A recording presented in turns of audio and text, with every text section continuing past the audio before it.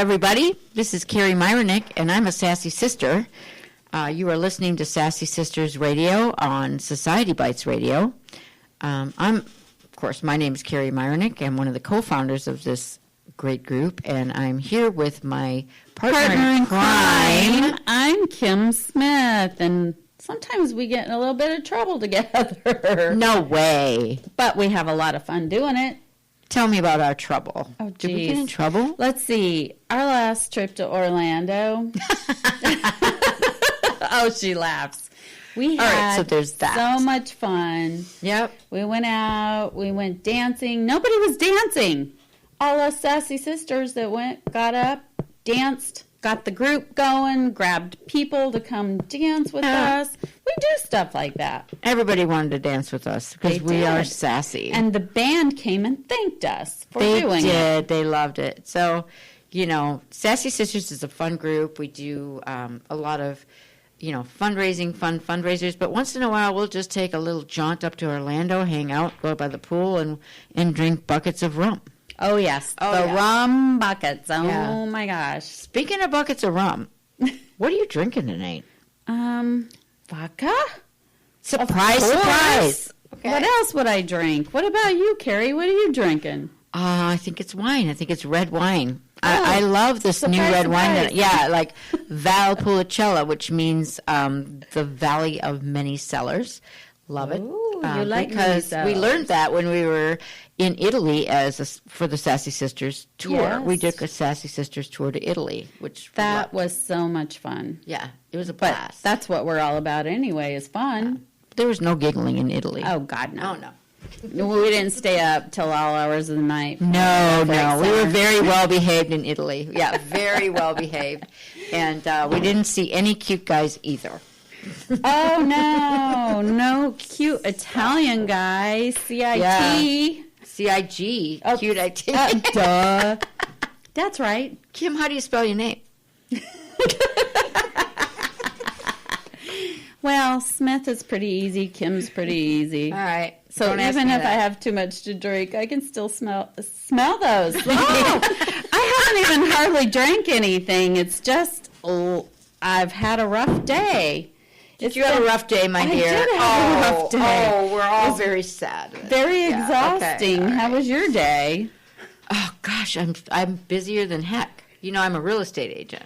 I know, you're a new one. I know, I'm a new real estate agent, but I'm partnering with, the busiest real estate agent ever.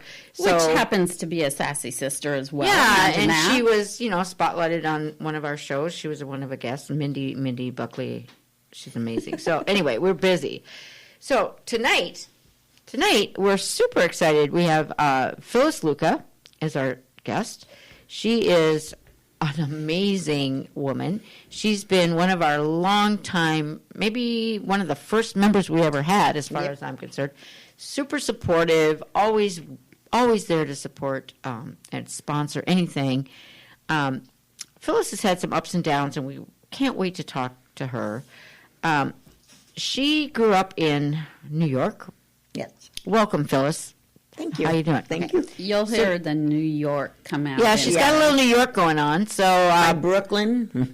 Brooklyn, New York. Okay. How many years did you live in Brooklyn? 45. Oh, great. Is that where you were born? Yes. Okay. Mm-hmm. So you lived there for 45 years. Your first 45 years, or did you come and go other places in between? No, basically that. Then I moved down to North Miami. Okay. Stayed there a while, and then moved back to Brooklyn. Okay. Stayed there, and then we moved to Queens, and now I'm back on the West Coast. What brought you to the West Coast? The glorious West Coast of Florida. Well, I lived on the east side. I knew I didn't want to go back to that side. It was just too busy. Did you party too much in Miami? Yeah. There we go. No. Imagine that. Not in Miami. No, it was fun in Miami. Things stay open later than they do on this side. Yeah. But yes, it was. But I wanted a quieter time this time. Okay. And I came down to help my son who had bipolar. Oh, okay. We'll talk and about that. That's why I wanted to come to the West Coast and bring him to here, because it's quieter.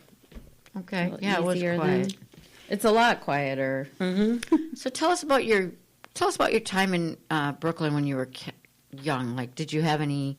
What did you do when you were young? Did you have any great jobs, or what did you do? I had a very strict father. I had a very abusive childhood. That's all I want to say. I ran away when I was 16 and got married because at 16 you know everything. Of course you Oh, do. yes, we all did. We're all the Right. smartest when we're 16, right? Yeah. Yeah. And I dropped out of school where I was going to be a beautician. Okay. I had my son. I had a friend who needed a dog washer in her business. And And what else do you do? I said, okay, I will go and try it out. And I liked it. And she said, if you like what you're doing, I will teach you to groom. She was a German lady, very nice, you will do it this way. And I learned very well, and I thank her to today. If I could ever find her, I would love to thank her personally. Oh. Because she taught me a career where I have raised 4 children, had a life, Right. So you went and I enjoy it. I mean, I'm doing it 57 years already. Wow. Wow. Since you were 2. 2, yeah. Yeah, right. So you went from trying to do human hair to doing pets' hair. Yeah. Pets are probably easier, I'm going to guess. They don't complain because They don't complain, and you can get around, and you can get them to do what you want just Yeah. by your I did. feel. Treats. I did hair for a while too. So, but people Human hair. hair. You did human People hair. hair. All my Yeah. sisters are hairdressers. my So- cousin, my oh. niece, my granddaughter, they're all hairdressers. I'm the only dog groomer. Oh, good. So, okay, so you were married at what age? I got married at 20. Okay. And tell us about your first husband. My first husband was the life of the party, just never reliable in a marriage, but a lot of fun at a party. Okay. And I have 4 children, 3 with him. And he died of a massive heart attack at 51. Oh, no. Wow. So Oh. then I had my twins that had to be raised. They were 19 when he died, and my son Troy was 21, and my son Richie was already in New York on his own. Okay. So your kids were older, but he died as a surprise. Like Yeah. one day he was there, and the Yeah. next day he was gone. Oh my gosh! How did you That's cope terrible. with that? How? Well, I was in New York. I had to fly back down. I had to plan his funeral. He was Jewish, so this was on a Thursday. I had to plan everything before Friday at sunset. Oh Ooh, my goodness! that was tough when you're trying to just wrap your head around And it then I all. had to make arrangements to bring everybody from Florida to New York. no. Oh my goodness. I'm sorry, I'm Phyllis. so That's- sorry that's for rough. that. That had to be terrible.